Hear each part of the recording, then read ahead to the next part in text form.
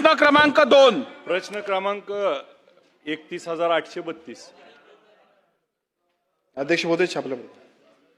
अध्यक्ष महोदय, महात्मा ज्योतिबा फुले जन आरोग्य योजना व आयुष्यमान भारत योजना याच्यामध्ये होत असलेल्या अनेक आजारावरती त्या ठिकाणी सर्पदंशसारखा आजार मंत्री महोदय, ज्याला इंजेक्शन 40 ते 30 हजार रुपये किंमत आहे, त्यामुळं डॉक्टर त्या ठिकाणी घेत नाहीत आणि त्यांना पेशंटला दाखल करून घेत नाहीत.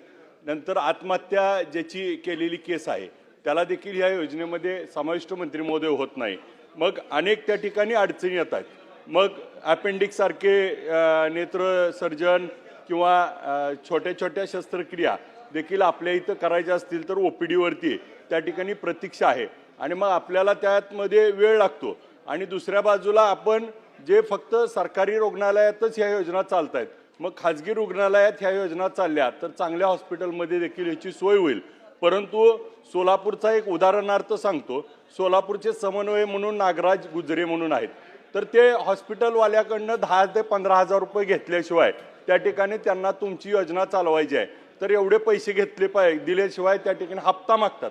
तर माझी आपल्या या निमित्ताने विनंती आहे की या नागराज गुजरेला आज आपण तात्काळ निलंबित करावे.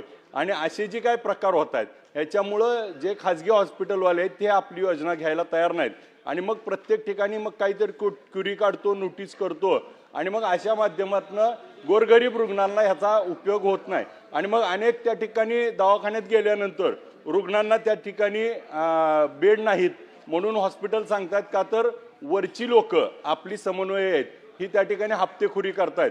तर याला आपण निलंबित करणार का?